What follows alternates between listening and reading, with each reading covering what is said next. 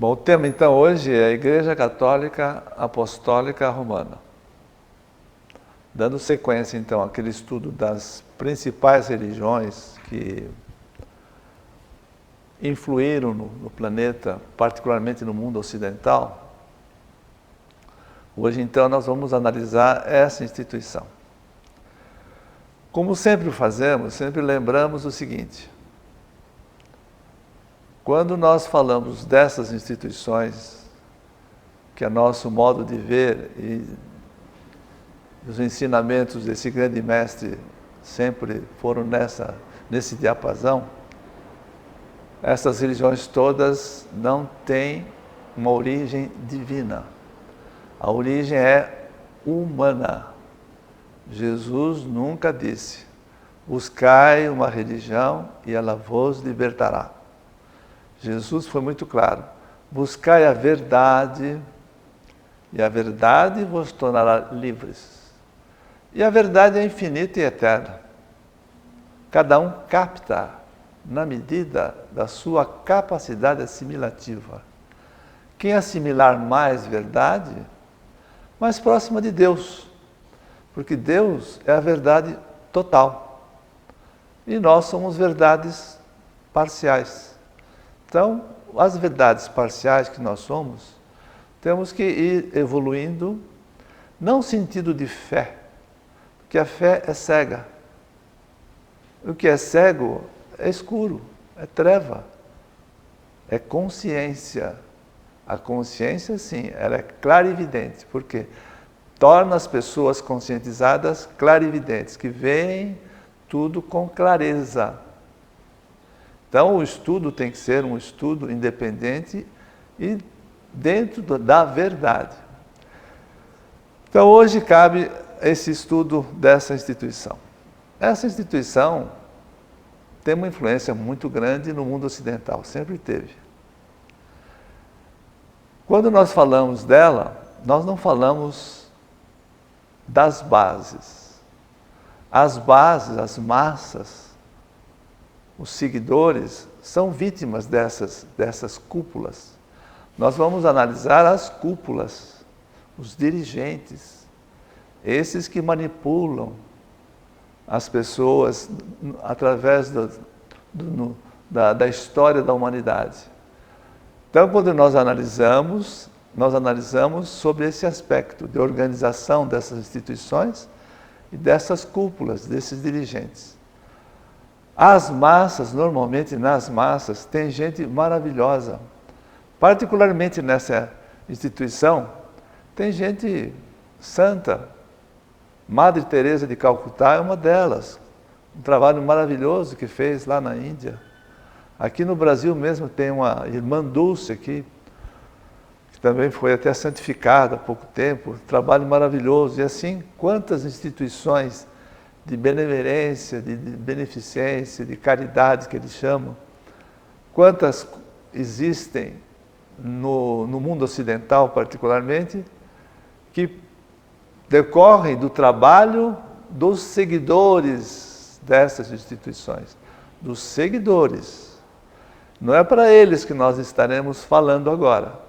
As possíveis críticas nós estaremos fazendo às cúpulas, aos que dirigem, que são os grandes responsáveis que manipulam todas essas massas, que levam para onde querem, que ao invés de guiarem, desguiam. Dito isto, vamos fazer o seguinte: explicar também que todo o nosso estudo deve ser realizado à luz da história. A história é a mestra da vida. Nós somos um produto histórico, a história é a nossa vida antes de nós. Então, se nós somos um produto histórico, nós temos sempre que analisar essas instituições, que são verdadeiros icebergs, a gente só vê a pontinha, não vê o fundo, desde as suas origens. Então, a gente joga o anzol da história e vai tentar buscar das origens como é que essas religiões surgiram.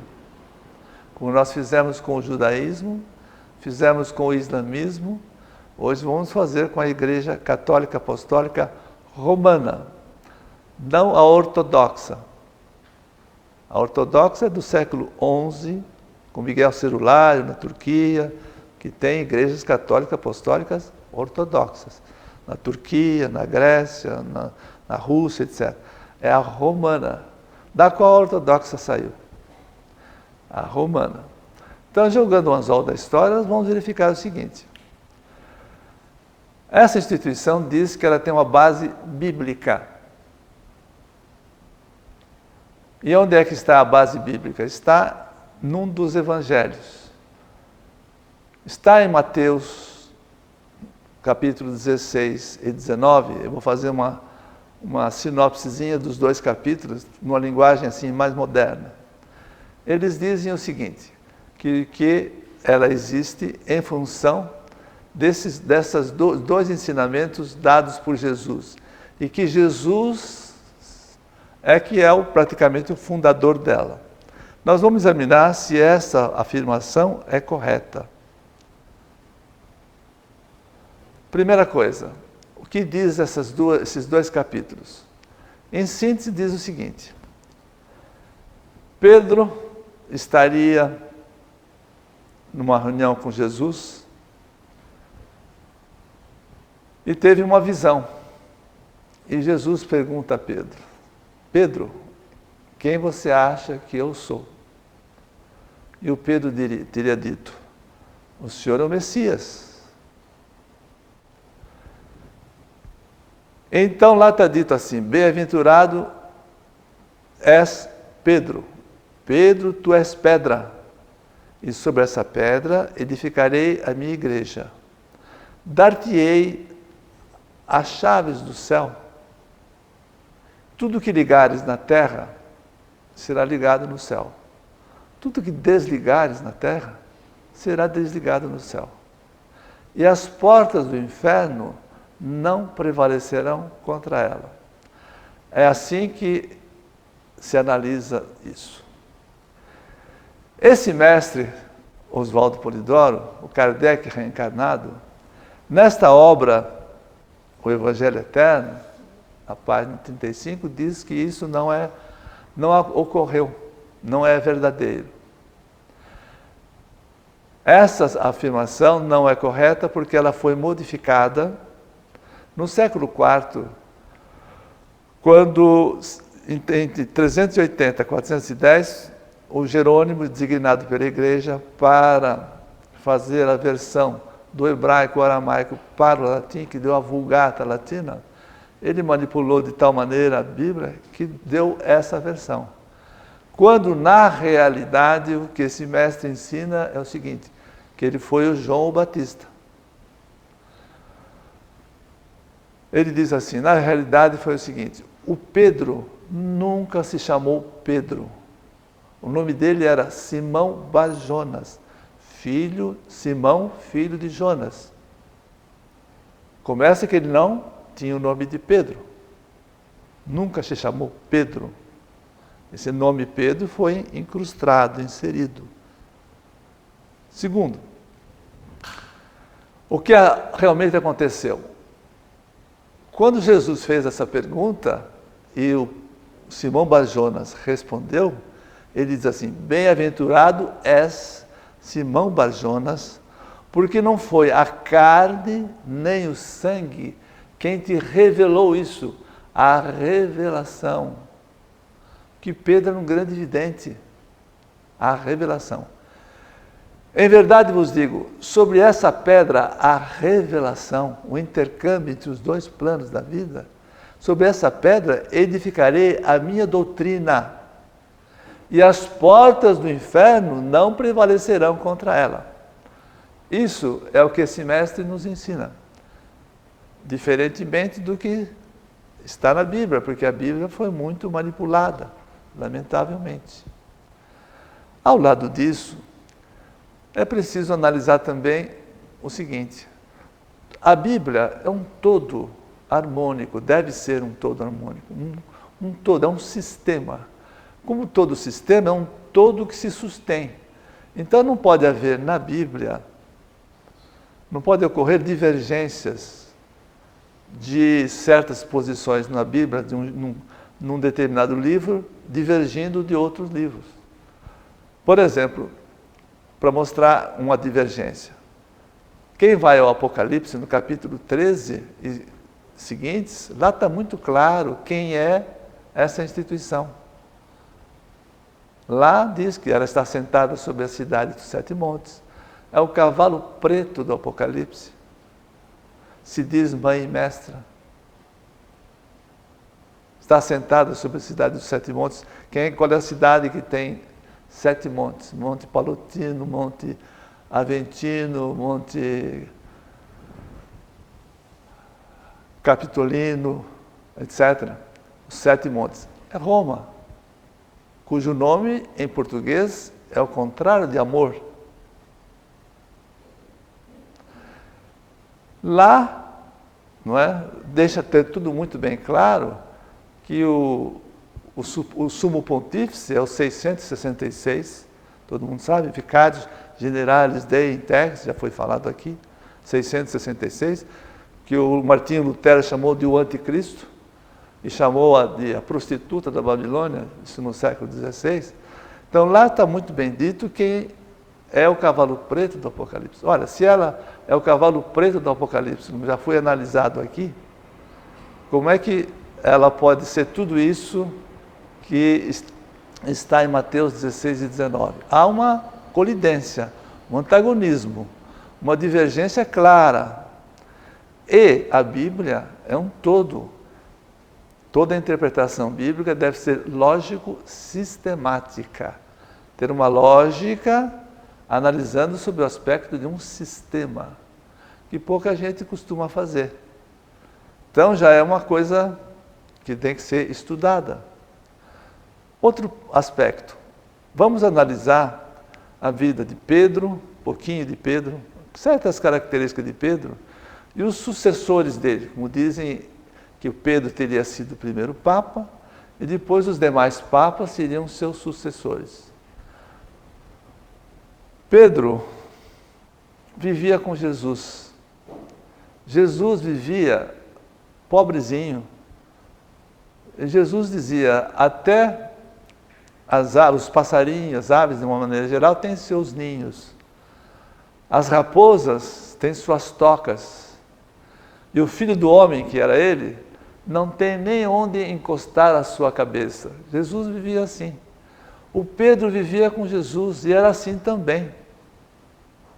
Ora, a gente vai ver a vida dos papas, houve 267 papas e 39 antipapas. Examinando a vida dos papas, não tem nada a ver com Pedro. Primeira coisa é que eles combatiam as videntes. Os videntes eram jogados nas fogueiras da Inquisição por feitiçaria. A igreja mandou milhares. Daqui a pouco a gente pode falar sobre isso. Era um grande vidente. Vivia em andrajos, em chinelas. Só para analisar esses últimos papas, vivem em palácios, uma roupa rica, usa anel de ouro, diz que Jesus está ali.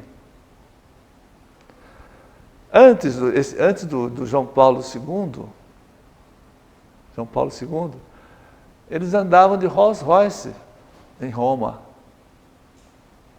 Depois de João Paulo II, houve aquela tentativa de assassinato dele, aquele turco. Aí ele passou a usar o Papa Móvel, com todas aquelas garantias e tal, mas é sempre de riquezas. Lá o Vaticano é riquezas. Quando na época de verão, ele vai para um Castel Gandolfo, na frente de um lago maravilhoso, vivem nababescamente. Quando viajam em Boeing 777, todo acarpetado. Pedro não teve nada disso. Pedro teve uma vida humilde, como foi humilde a vida de Jesus. Então, analisando sobre esses aspectos, também tem um outro fator. Pedro era casado. Há passagens na Bíblia em que diz que Pedro chega a Jesus e diz, mestre, vamos até a casa da minha sogra porque ela está doente, eu gostaria que o senhor curasse ela. E Jesus foi até lá. Ora, quem tem sogra é porque tem mulher, quem tem mulher é porque foi casado. Então Pedro era casado, e por que os papas são solteiros? O problema é outro. O problema aí é de patrimonial, de heranças, que hoje modernamente chamamos de inventários, etc. Não é? Então, vejam, sobre esse aspecto, a gente já verifica que a origem dessa instituição deixa muito a desejar. Fica difícil entender que realmente Pedro teria sido o primeiro Papa. Não bate. As coisas não se casam. E é muito importante que a gente comece das origens, porque tudo que começa errado jamais dará certo. Não pode dar certo, porque não é verdade. Se caminharmos na história, agora nós vamos caminhando na história, no chamado fio invisível da história. Nós vamos pinçar da história os pontos mais relevantes, mais importantes da história, ligados a este tema, para que todos entendam esse lineamento histórico. Quando Jesus sai da carne, os apóstolos caminharam pelo mundo e ensinaram o que tinha que ensinar, e a doutrina do caminho do Senhor, que Jesus deixou, estava no mundo. A senha que havia entre os caminheiros, os apóstolos, era um peixe. Era um peixe. Significava assim, somos pescadores de almas. Era um peixe. Na época eram muitos pescadores, etc. Era um peixe. Quando chega no século IV, Roma, o Império Romano, era uma tetrarquia. Eram 4 tetrarcas o comando, não um só monarca. Era Constantino Cloro, Maxêncio, Licínio e Maximínio. Aí eles resolveram, entre eles, fazer a unificação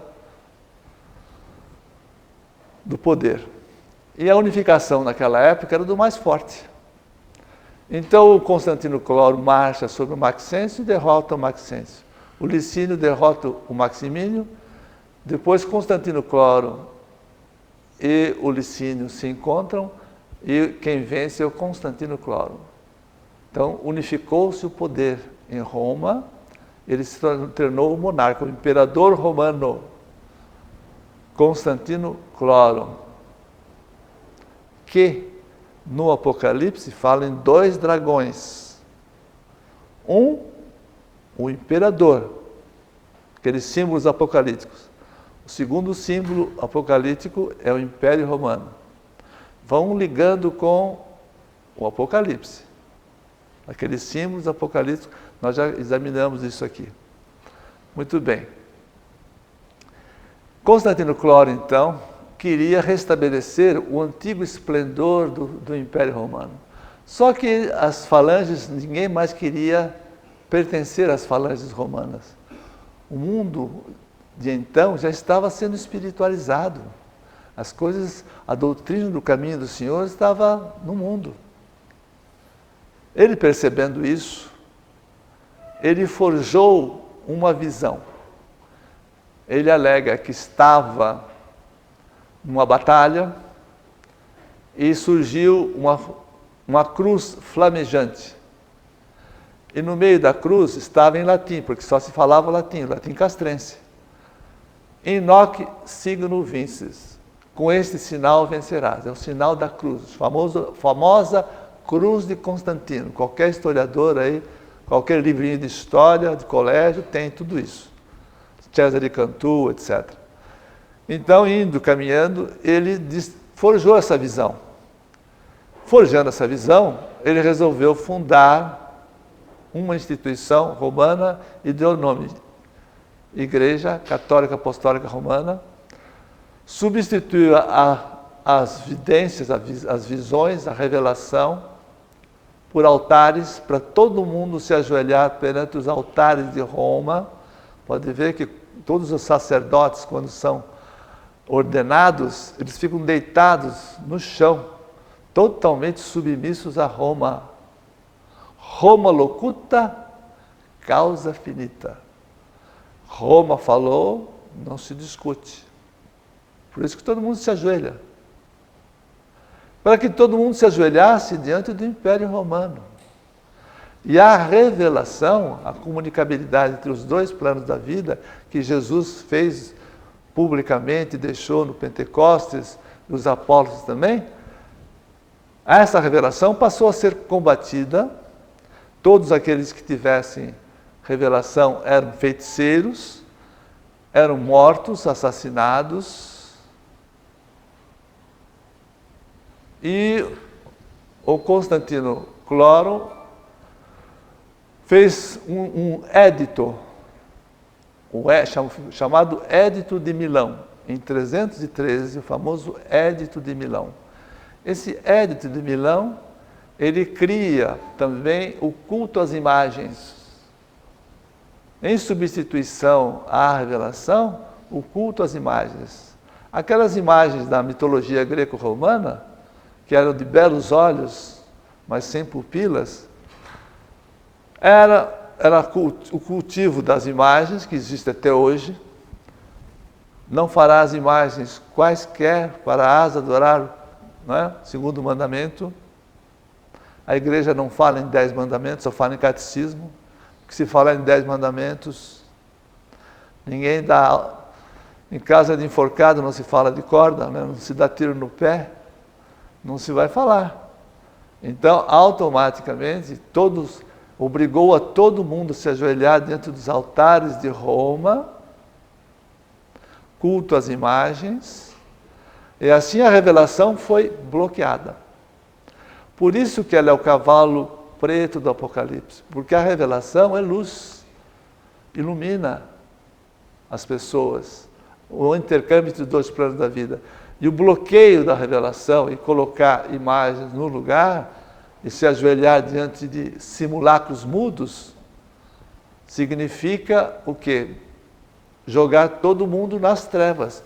O cavalo preto significa uma ideologia que é uma ideologia que para prevalecer nas trevas. Por isso que a Idade Média é a Idade das Trevas. Ora, fazendo isso, automaticamente a humanidade, o Império Romano ficou nas trevas. Em 476, o Império Romano estava completamente decadente. Havia uma frouxidão moral muito grande. Os povos que estavam em volta de Roma, os godos, os ostrogodos, os hunos, né? Átila, rei dos hunos e tudo aquilo, estavam em volta. Com a decadência de Roma, eles penetraram em Roma. A invasão dos bárbaros, antigamente bárbaro era aquele que não era romano nem grego. Qualquer outro povo que não fosse romano ou grego era bárbaro. E nem sempre era assim. Tem muitos povos que eram até muito superiores em muitos sentidos, mas eram bárbaros. Eles invadiram, tomaram conta. Existia na sociedade romana os patrícios e os plebeus. Os patrícios eram os nobres, que tinham posses, propriedades, fora de Roma, inclusive. Os plebeus não tinham nada. Então eles saem, os patrícios saem, naqueles lugares mais altos vão construir castelos. Na construção desses castelos, eles tinham os castelos, mas não tinham soldados e não tinham mão de obra para produzir as terras. Os plebeus saíram também e chegaram aos senhores dos castelos, que mais tarde se tornaram senhores feudais. Chegaram os senhores dos castelos e disseram: olha, nós não temos nada, nós temos nos nossos braços. Nós poderemos produzir as terras. Com algum produto das terras, nós ficamos com uma parte da colheita, outra parte nós vamos encher os silos dos castelos. Quando vierem os inimigos, basta tocar um chifre nasquelas guaritas, e nós iremos nos tornar soldados do suzerano. E é o que aconteceu. Os senhores das terras se tornaram suzeranos, houve uma fragmentação da soberania, é claro, né? O feudalismo é isso, são os feudos, o conjunto se chamou feudalismo, e assim a igreja fez a mesma coisa. A igreja também tinha terras, igualzinho, a igreja fez os mosteiros. Quem vai à Europa, pega o Vale do Reno, por exemplo. O Vale do Reno tem castelos e mosteiros dos dois lados. Muita gente mistura as coisas. Mosteiro era da igreja. E tinha tudo, o mesmo sistema dos senhores feudais. Tinha canhões, tinha tudo igualzinho. E aí deu a chamada aristocracia feudal. Essa aristocracia feudal era a aristocracia eclesiástica e a aristocracia civil. Então, toda a Idade Média foi assim, foram 1000 anos de trevas. Por quê? Porque a humanidade estava sem a revelação. Sem a revelação, automaticamente cai nas trevas. Os historiadores dizem, a Idade Média foi a Idade das Trevas. Muitos historiadores, eruditos, eles cunham certos aspectos da Idade Média. Por que a Idade Média? Porque a idade entre os tempos, a Idade Antiga e a Idade Moderna. Por isso que a Idade Média, do século V ao século XV. Cunham equivocadamente a Idade Média. Dizem que a Idade Média se caracterizou por ser teocrática, governo de Deus. Não. Se a Idade Média é das trevas, como é que pode ser teocrática? Ela é religiocrática, porque foi uma religião quem dominou tudo, em conluio com os suzeranos. Na verdade, essa religião dizia, nada acima da igreja, nada fora da igreja. Tudo na igreja, tudo pela igreja. Fora da igreja não há salvação, é heresia. Os hereges serão condenados a masmorras, a pão e água, a grilhões, serão torturados. Foi quem mais torturou na Idade Média, foi a igreja. Tinha instrumentos de torturas terríveis. Recentemente, em Florença, foram reunidos 80 instrumentos de tortura da Santa Inquisição. O que caracterizou muito a Idade Média foi a Inquisição. Automaticamente, quando esses historiadores também dizem que a Idade Média se caracterizou por ser cristã, o cristianismo é um erro também. Porque eles colocavam a cruz de Constantino, saíam para as cruzadas, com aqueles armamentos todos, brigavam, lutavam para conquistar terras para a igreja. As cruzadas, é a cruz de Constantino. Jesus nunca mandou fazer isso. Isso nunca foi cristianismo. Cristianismo é matar os outros, assassinar, tirar braço, aquelas lutas todas eram lutas fratricidas. As pessoas ficavam aleijadas e tudo mais. As cruzadas eram para isso. A igreja chegou a conquistar 3/5 partes de todas as terras da Europa, uma determinada época. A igreja ficou milionária. Por isso que o Império Romano virou Sacro Império Romano, porque as terras da igreja eram sagradas. Eles inventaram a confissão auricular, que muita gente ainda faz hoje. Para quê? Para justamente saber quem é que não era católico, quem era herege, quem tinha terras, riquezas. A confissão auricular era para isso. Confessavam e eles iam atrás. Só os ricos é que eles estavam atrás, porque pobre não interessava. Interessava o quê? Quem tinha posses. Então a Idade Média toda nunca foi cristianismo, mas constantinismo. É outra coisa. É a cruz de Constantino. Essa cruz que todo mundo faz aí, nem sabe por que faz, porque quando acorda encarnado aqui, já batizado com cruz, tudo é cruz, cruz, cruz, cruz. Está cheio de gente fazendo cruz, não sabe o que é a cruz de Constantino. E ainda santificam a cruz. Se Jesus tivesse sido sacrificado fosse enforcado, ia botar uma forca aqui, na correntinha. Se Jesus tivesse sido queimado, o quê? Uma fogueira?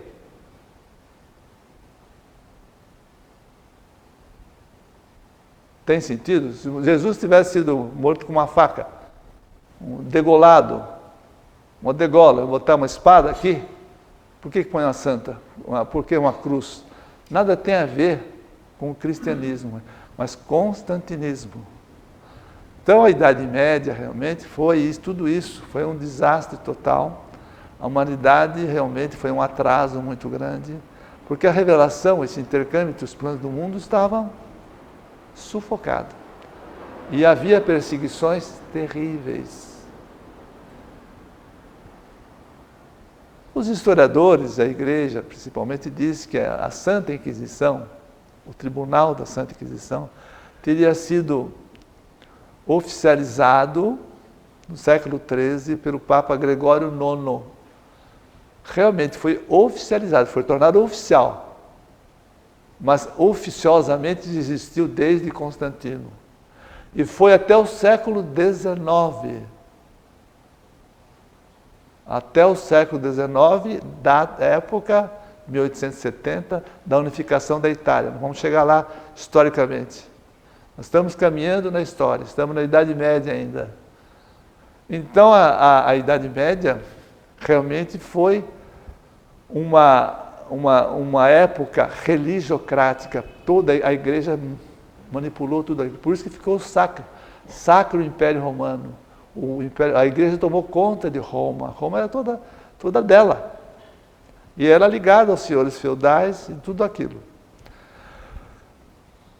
Houve a Alta Idade Média, a Baixa Idade Média. Aqueles feudos, a própria Igreja, os feudos de tantas guerras, mas eram guerras santas, como o muçulmanismo faz até hoje. O islamismo faz guerra santa até hoje. Por isso que está na Idade Média ainda. Eles estão na Idade Média, porque eram guerras santas entre, muitas vezes, cruzadas contra os muçulmanos. Os muçulmanos não evoluíram, estão lá ainda. Estado Islâmico agora, lá, aquela coisa toda, cometendo todas aquelas barbaridades. Porque ainda estão na Idade Média. A Igreja saiu da Idade Média, mas está em outras circunstâncias. O adornamento é outro, a atualização é outra, em outras circunstâncias. Quando está, então, na Baixa Idade Média, com a chamada desfeudalização ou desruralização, começaram a formar o quê? As primeiras aldeias, as primeiras vilas, as primeiras cidades. Como tudo caminha do múltiplo para o um, começaram a surgir as regiões, múltiplas cidades formavam as regiões. As regiões, as múltiplas regiões, formaram os chamados Estados-nações. Então chegou o Estado-nação Portugal, Espanha, França, Inglaterra, etc. Estados-nações. Caminhando um pouco mais na história, na chamada fio invisível da história, no século XV, em Florença, aparece um intelectual, Niccolò Maquiavelli. Niccolò Maquiavelli era um nacionalista. A Península Itálica toda era dividida em regiões, mas não tinha um monarca. Cada região tinha um rei.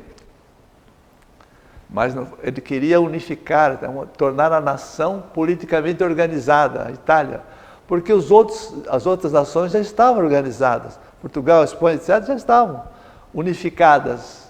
Ele era um nacionalista. Quando ele se inspirou no cardeal César Borgia, filho do Papa Alexandre VI, irmão da Lucrécia Borgia, o Papa que tinha um dos grandes papas gastadores, nós vamos analisar isso com o protestantismo, um dos grandes papas gastadores, com 5 amantes, etc., como muitos papas tinham. A vida dos papas é terrível. Quem for estudar a vida dos papas, não tem nada de Pedro. Nada.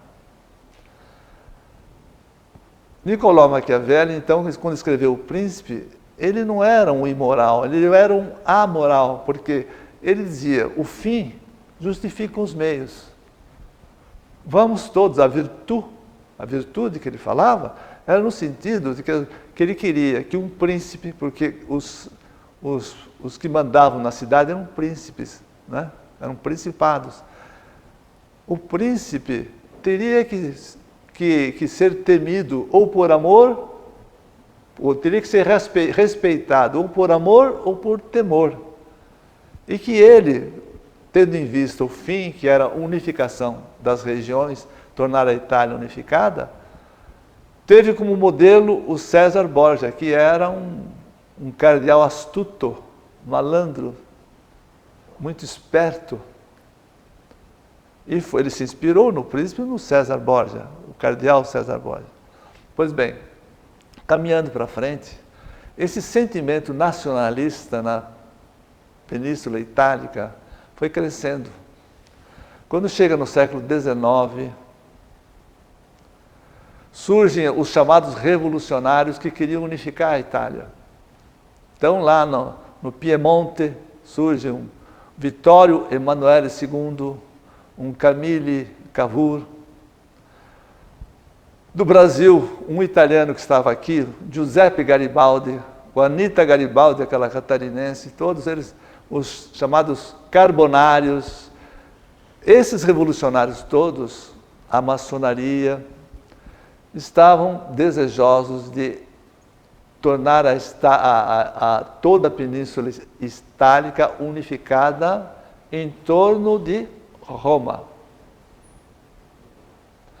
Começaram as guerras de unificação. Unificaram a Sicília, a Sardenha, o Piemonte, a Lombardia, Vêneto, Emília-Romanha, Toscana, Umbria, Brusos, aquelas outras regiões mais de baixo, todas essas regiões, a Campanha, etc. Estava toda unificada. As guerras revolucionárias estavam caminhando. Faltava o quê? Roma. Roma era da igreja, era do sacro Império Romano. Era sagrada, era toda a igreja, toda Roma pertencia à igreja. E eles disseram ao Papa Pio IX, olha, nós não podemos ter outra capital para a Itália que não seja Roma. O Papa diz, negativo. Eu tenho os meus exércitos, e os papas tinham seus exércitos, eram mercenários, a igreja pagava para lutarem por ela, para conquistar terras, eram mercenários. O Papa discordou. Bom, então nós vamos ter que tirá-los daí. E houve uma guerra, a guerra entre os estados papalinos, na planície do Lácio ali, os estados papalinos, Roma, o Papa, seus exércitos e os revolucionários. Isso em 1861. Em 1861, ainda a Inquisição estava em vigor. Nesse mesmo ano, para quem se lembra bem, o Kardec estava vivendo na França, havia mandado 300 livros dele para um livreiro de Barcelona, na Catalunha, para ele vender lá. O bispo de lá, inquisidor, pegou os 300 livros e, na esplanada de Barcelona, queimou-os em praça pública e fez um auto de fé, chamado Auto de Fé de Barcelona. Eles queimavam não só pessoas, como queimavam ideias. Existia um chamado Index, Librorum Inquisitionis, porque estou falando em latim porque eles falavam latim. o índice dos livros da Inquisição. Se caísse no índice dele, queimavam as ideias. Como também existia um Liber Sentenciario Inquisitiones, livros das sentenças da Inquisição, os autos de fé. Os autos de fé estão aí, na história está toda aí, escrita. Eles mesmos escreveram a história. Os autos de fé estão à vontade aí, nas mãos dos grandes eruditos historiadores. Então, em 1861, o Papa era muito forte ainda. Diz aqui, não, aqui vocês não chegam. Houve a guerra. Em 1864, estava em plena guerra entre os revolucionários e os estados e os exércitos papalinos. Eles fizeram de Florença a capital provisória da Itália. Em 1870, os exércitos papalinos foram totalmente derrotados. O Papa Pio IX deveria ser preso pelos revolucionários. Ele se fechou no Vaticano e se declarou infalível. A infalibilidade do Papa vem daí. Decorre desse momento histórico. E todo mundo acha que o Papa é infalível. Ele se declarou infalível, Pio IX. Ficou lá. Saltando um pouco mais de tempo na história, ficando fechado no Vaticano, vieram outros papas, Pio IX, veio Pio X, não é? O Leão XIII, etc., renovaram tudo aquilo. Quando chega em 1925, a Itália estava unificada, claro, Roma, tudo direitinho. Surge um jornalista italiano chamado Benito Mussolini. Ele quis implantar o fascismo. Nada acima do Estado, nada contra o Estado, nada fora do Estado. Tudo no Estado, tudo pelo Estado. É totalitar. Da mesma maneira que a Igreja implantou o totalitarismo religioso na Idade Média e nos tempos modernos, ele quis implantar o totalitarismo fascista. E ele chegou a uma conclusão, que ele precisava do apoio da Igreja. Então ele propõe ao Pio XI o seguinte: eu quero que a Igreja me apoie no fascismo. A Igreja concordou desde que ele cedesse algumas coisas. Então foi feito um tratado chamado Tratado de Latrão. O Palácio de Latrão está dentro de Roma, é um palácio. Lá foi feito o tratado em 1929, chamado Tratado de Latrão. O que ficou estabelecido? Primeiro que a igreja propôs, eu quero que a Igreja Católica Apostólica Romana seja a oficial dentro da Itália. Ele concordou. Eu quero uma indenização, porque eu perdi muitas terras, nós perdemos muitas terras e tal, milhões de liras. Ele concordou. No problem.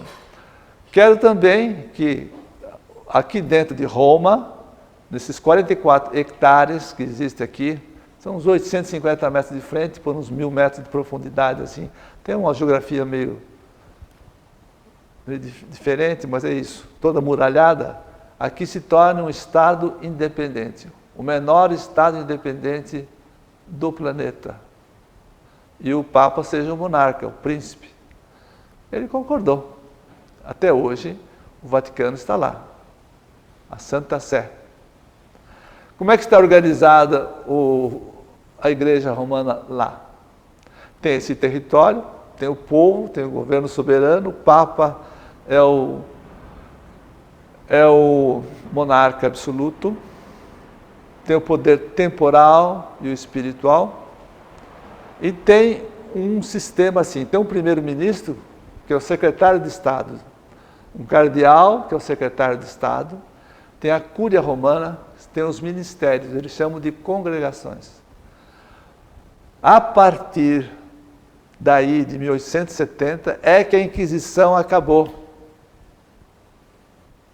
A Inquisição acabou aí. 1870, com a unificação da Itália. Então, a Itália não tinha mais fonte de recursos, né? tem toda uma organização política. Ela é uma organização política, o menor estado independente do mundo.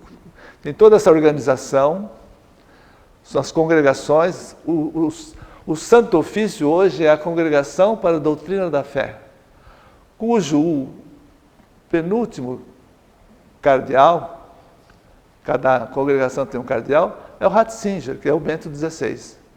Esse mesmo Bento XVI, que quando o nosso Frei Leonardo Boff, que escreveu A Igreja, Carisma e Poder, o Leonardo Boff foi levado para lá, para a Inquisição, foi lá julgado e foi condenado a 1 ano de silêncio obsequioso. 1 ano de silêncio obsequioso.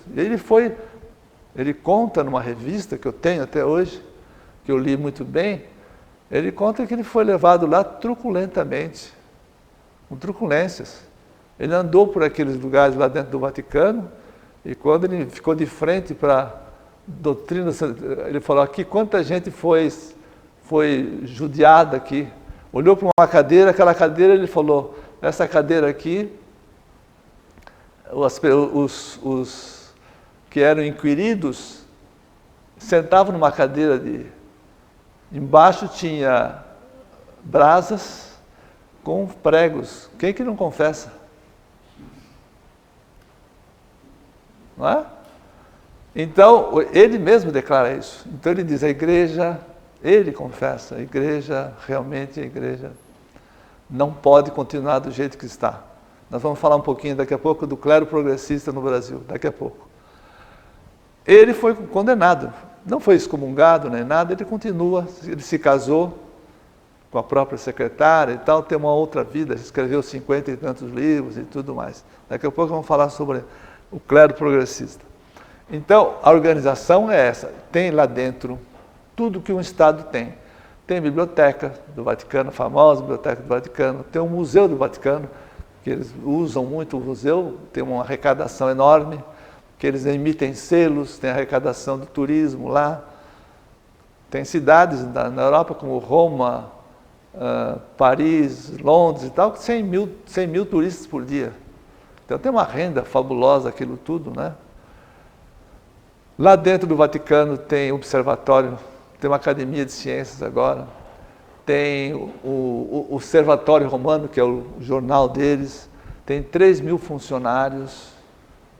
De vez em quando sai greve lá também, tem problemas, o Papa com greves de funcionários. Então tem tudo que um Estado tem. Tem até ferrovia lá dentro, tudo. Tem a Universidade Gregoriana, tudo. É um Estado perfeito. Estado politicamente organizado.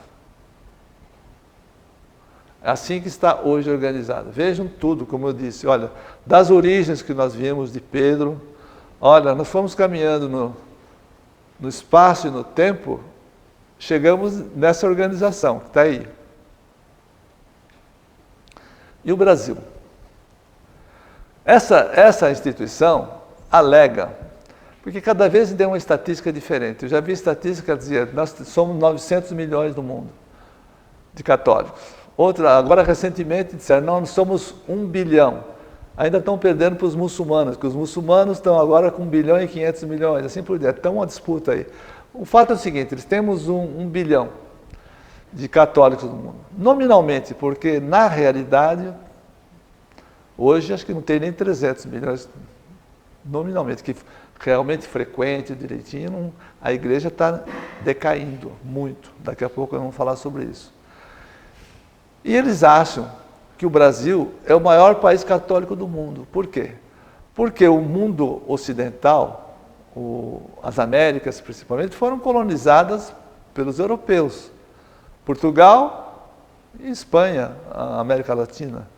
Então o Brasil foi colonizado por portugueses. Portugal era ligado à igreja. Então, se o Brasil é o maior país católico do mundo, porque tem 10% dos católicos no mundo estão no Brasil. Se o Brasil tem 202 milhões de habitantes atualmente, então tem perto de 100 milhões de católicos nominais, para efeitos estatísticos, etc. Esses 100 milhões de animais, o Brasil, eles têm 400 mil clérigos, padres no mundo. 400 mil. 10% estão no Brasil, tem 40 mil padres no Brasil. O maior número de bispos está na Itália. O arcebispado maior, tudo direito em bispo, arcebispo, cardeais na Itália. O segundo arcebispado, o segundo número de bispos e arcebispos está no Brasil.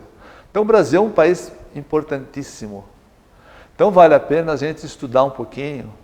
Como eu e acho que a grande maioria, nós nascemos aqui dentro, sem querer nós fomos batizados, crismados, etc. Chega uma hora que a gente chega adulto e fala, bom, está na hora de pensar se eu estou andando direito, se realmente essa instituição me serve ou não. Muita gente, por negligência, não pensa assim.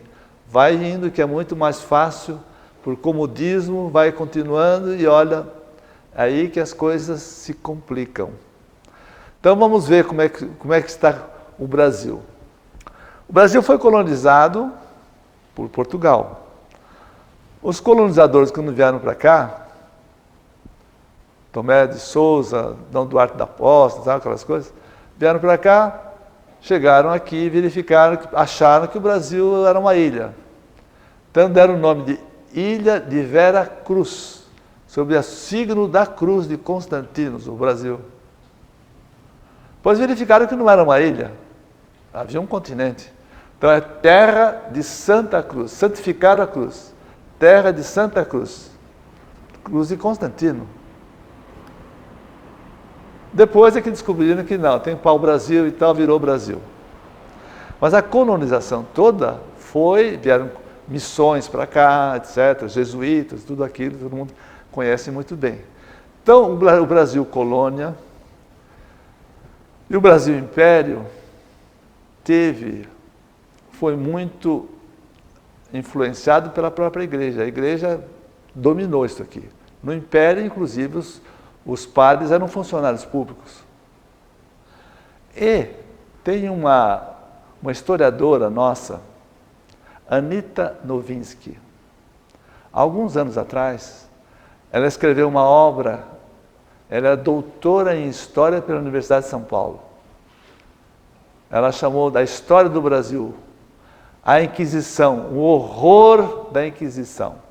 Então ela estuda a história do Brasil, ela foi para Portugal, Espanha, etc., teve acesso a toda essa documentação, os autos de fé, de tudo aquilo. Horrorizada, descobriu que o Brasil teve 500 brasileiros foram levados paulatinamente, através dos tempos, em 3 séculos, para Portugal, chamados visitadores, porque o tribunal era em Portugal, mas eles mandavam os visitadores, as visitações do Santo Ofício. Aqueles senhores do engenho lá de Bahia, Pernambuco, que tinha cana-de-açúcar, que tinha terras e tal, eram os primeiros a serem pegos, levados para Portugal, submetidos à Santa Inquisição lá. Muitos morriam por lá, muitos eram trancafiados, muitos eram judiados, muitos foram queimados. Tem até um padre baiano que foi considerado o Giordano Bruno do Brasil. Olha, o que ela conta são os horrores desses 500 brasileiros, que ela tem o nome de a grande maioria, porque ela levantou nos autos de fé. Lá tudo, historicamente, a própria igreja tem tudo escrito, ela lavrava tudo, ela autuava tudo. Então esse livro é muito importante, em que ela descreve, por exemplo, que na Espanha ela descobriu que tinha 341 mil espanhóis foram submetidos à Santa Inquisição. O Tomás de Torquemada, na época dos reis Felipe de Aragão e Isabel de Castela, os chamados reis católicos, eles nomearam um bispo de Valladolid, Tomás de Torquemada, como o grande inquisidor da Espanha. Ele, em 14 anos, trancafiou em masmorras 100 mil espanhóis, e jogou na fogueira 10 mil. O pessoal que ia para a fogueira, eles colocavam uma roupa branca com uma resina. Justamente por que essa resina? Porque essa resina impedia que saísse fumaça. Porque muitas vezes a pessoa com a fumaça, ela desencarnava antes com a fumaça, afogada. Para evitar que se afogasse, a resina impedia. Eles queriam que a pessoa fosse torrada em praça pública sadicamente. Isso antes de sofrer as torturas de uma porção de instrumentos da Santa Inquisição que são terríveis. Hoje, por exemplo, só para fazer um parênteses, esse tenente da Jordânia, que recentemente foi queimado pelo Estado Islâmico, todo mundo se horrorizou. Que absurdo, isso é medieval, isso é bárbaro. Por quê? Porque ele foi queimado, uma roupa vermelha, uma alaranjada, dentro de uma jaula, e quanta gente se horrorizou. A história mostra que a igreja sempre fez isso. O Papa é que não poderia falar nada. O que o Papa falou? Ficou quietinho. A igreja não pode dizer nada. Ela queimou milhões e milhões, milhares e milhares e milhares, o tempo todo, ao longo, desde o século IV ao século XIX, 15 séculos. Quanta gente foi sacrificada? E agora as pessoas que ignoram a história acham que absurdo, que coisa medieval, que barbárie. Como um determinado arcebispo, que eu não vou citar o nome, todo mundo conhece, na época da Revolução, escreveu um livro, Tortura Nunca Mais. É um arcebispo de São Paulo, um cardeal arcebispo, famoso aí. Tortura nunca mais, e o que a igreja torturou? Acusando os revolucionários do Brasil, né? Então tem coisas incríveis, né? Dentro dessa instituição. Então no Brasil, nós estamos analisando, o Império surgiu, houve aquela luta entre a maçonaria, a igreja, aquelas coisas, e houve a proclamação da República. A proclamação da República do Brasil foi em 1889, um século depois da proclamação da República Francesa. Tripartição de poderes, Montesquieu, tudo aquilo que todo mundo conhece. O que caracteriza a República é que a República é um Estado que se torna laico. Estado laico ou laicismo quer dizer o seguinte: o Estado não pode ter influência de religião nenhuma. O Estado laico é isso. Mas como o Brasil sempre esteve ligado à igreja, ela continua entranhada em vários lugares. Pode ver que o Brasil tem 27 estados membros. Cada estado tem uma província eclesiástica. Essa província eclesiástica a igreja tem 100 países, né? Está ligada a 100 países, com nunciaturas apostólicas, são os embaixadores e tal. E aqui tem um núncio apostólico também, em Brasília, né? Mas então, cada estado é uma província eclesiástica. Cada província eclesiástica, o cardeal de São Paulo, por exemplo, ele é o governador da província eclesiástica de São Paulo. Tem uma cúria metropolitana, tem dioceses, tem paróquias. O Brasil tem 300 dioceses, tem 6 mil municípios, cada município é uma paróquia, que antigamente chamavam de freguesia, freguesia do Ó, freguesia da Sé, eram fregueses, hoje são paroquianos. Então, o Brasil está organizado de tal maneira que sendo um Estado laico, tem uma padroeira do Brasil, e no dia 12 de outubro, essa padroeira é dia dessa padroeira do Brasil e é feriado. Se é um Estado laico, existe o princípio da isonomia, todas as demais religiões deveriam ter o mesmo direito. E ela está entranhada em tudo. Cada Estado tem suas polícias militares, que têm capelães militares. As Forças Armadas têm capelães militares. Época da Páscoa dos militares, automaticamente todo mundo se ajoelha diante dos altares de Roma. Forças Armadas. um Estado politicamente organizado, todo mundo acha normal. Ninguém percebe essas coisas, esses detalhes. Ninguém se preocupa, deixa estar. Isso é grave, muito grave. Muita gente não percebe que perante a justiça divina, quem endossa erros, ajuda a perpetuar os erros. É coautor. Se não houvesse essa massa tão amorfa, sem vontade nenhuma, tão condescendente, tão leniente, essa instituição já teria acabado faz tempo. Então, no Brasil existe toda essa organização, núncios apostólicos, tudo isso que eu acabei de dizer. E o que acontece? As paróquias arrecadam X, cada paróquia. As paróquias mandam o que é arrecadado, 20%, vão para os bispos, chamadas dioceses. As dioceses mandam para o arcebispo metropolitano, a Cúria Metropolitana. A Cúria Metropolitana manda para o Núncio Apostólico, que é o embaixador do Vaticano no Brasil. O Núncio Apostólico pega esse chamado óvulo de São Pedro. São dízimos. Por via diplomática, que eles gozam de imunidade tributária. A igreja não paga tributo em nenhum lugar nenhum. Imagine se fosse pagar IPTU para todas as catedrais, onde é que ela ia parar? Já imaginaram isso? Se acabar com a imunidade tributária das igrejas, quem está se aproveitando disso? Todos esses evangélicos aí dão na onda. Foi na onda da igreja. Todos têm imunidade tributária. Eu aqui, nós não somos religiosos, mas eu tenho imunidade tributária. Eu aproveitei. Entendendo bem? Aqui eu tenho imunidade tributária. Por quê? Fui obrigado a fazer, se eu não tenho renda nenhuma. Não é? Aqui não tem dízimo, não tem nada. É do nosso bolso, não é? Que nós cuidamos disso aqui. Então vejam bem como as coisas se passam.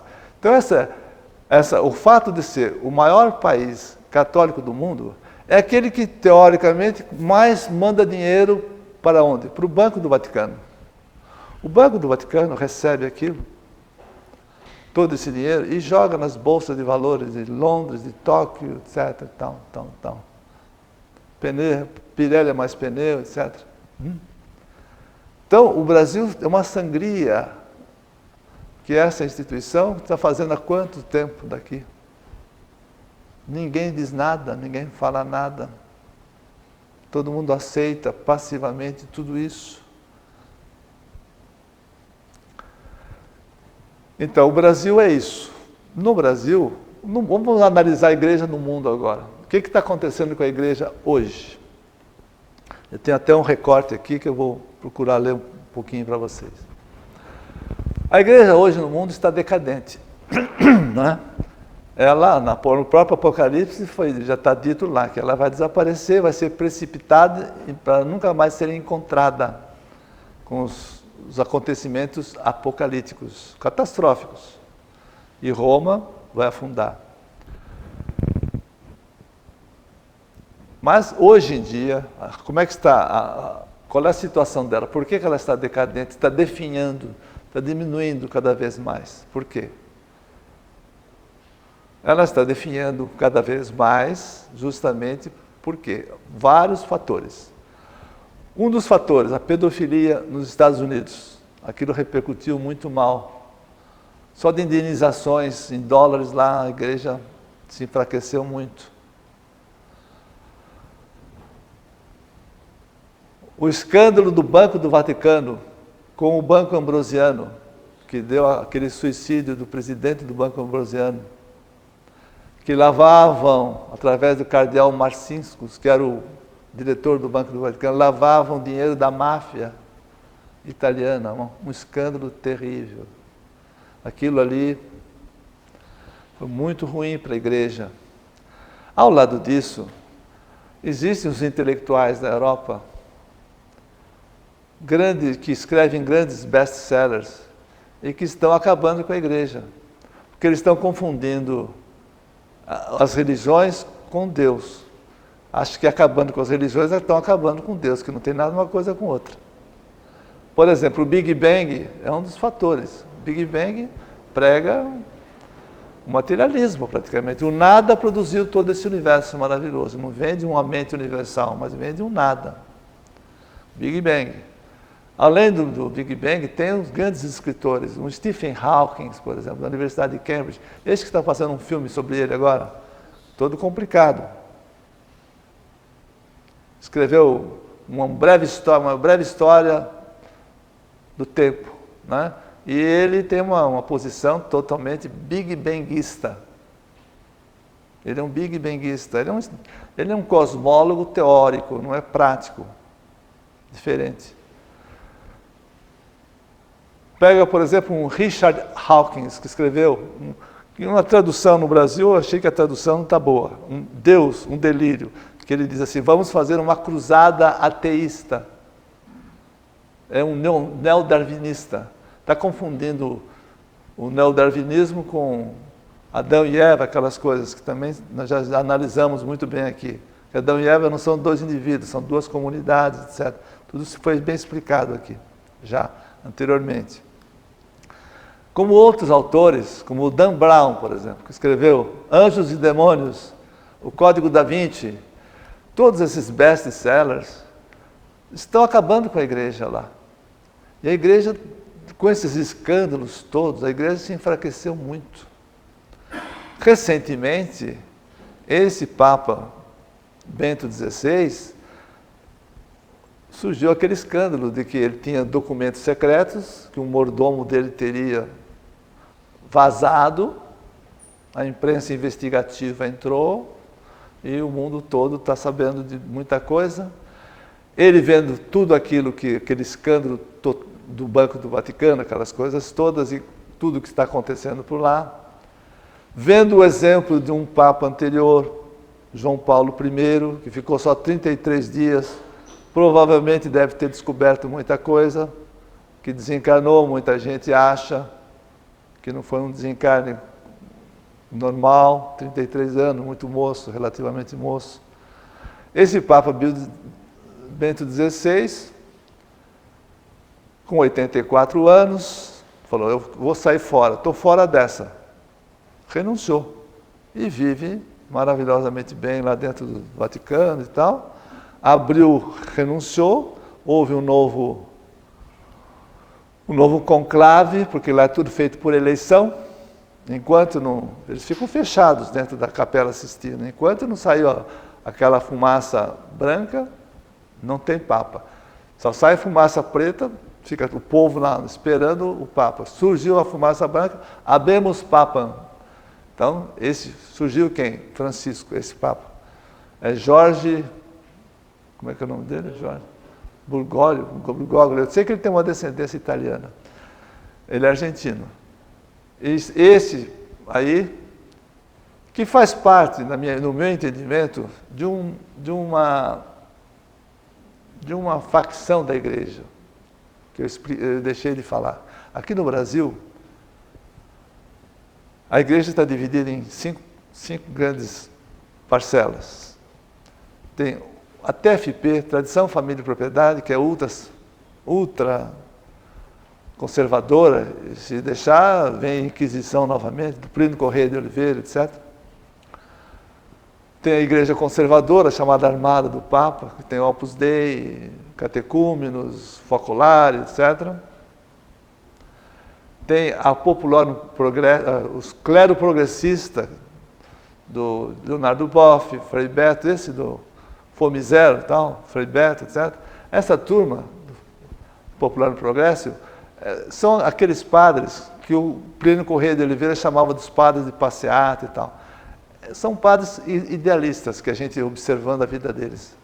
São padres que propõem que a igreja está totalmente desvirtuada, que ela tem que voltar à época de Pedro, que era pobre. O Dom Helder Câmara, que pertencia a essa linha, dizia que eles um dia pediu a Deus que, durante a Segunda Grande Guerra, fosse bombardeado o Vaticano, porque queria acabar com aquela pompa toda, porque aquilo não estava de acordo com o Pedro, já que eles são sucessores de Pedro. Então essa linha cuida dos despossuídos, dos marginalizados, chamadas comunidades eclesiais de base. Já estão fora da igreja há muito tempo. Elas estão dentro da igreja porque usam toda a infraestrutura da igreja. Mas são padres fora da igreja praticamente. A concepção deles é totalmente diferente do clero conservador, do cursilho da cristandade, etc. Existe uma outra linha que é a Renovação Carismática Católica, RCC, né, que fazem também o chamado pentecostalismo.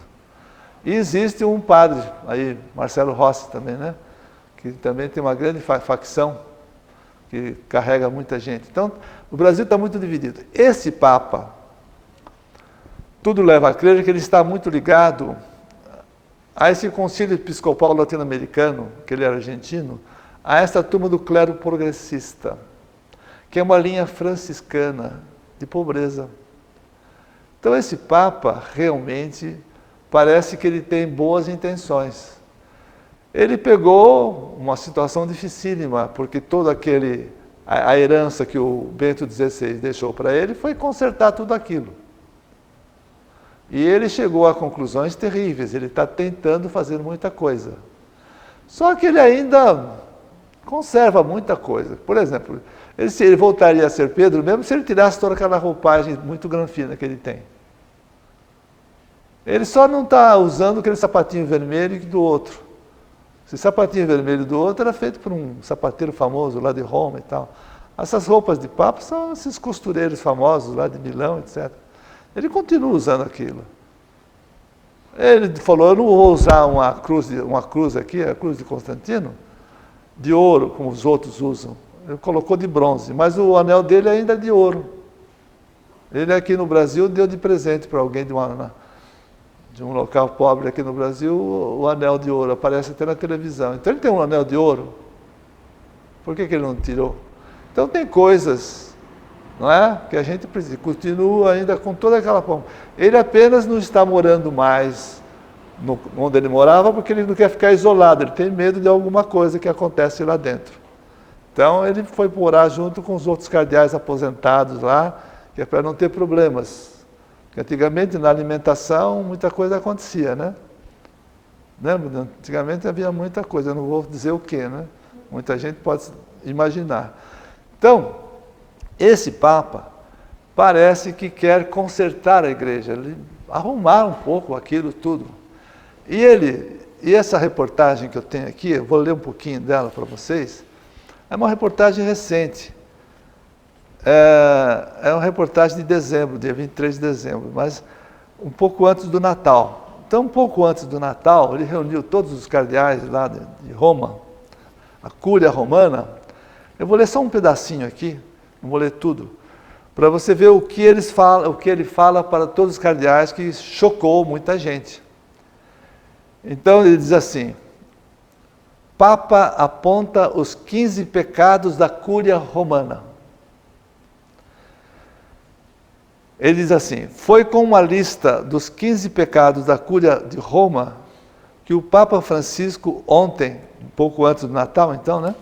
Dirigiu sua mensagem de Natal aos cardeais que governam a igreja.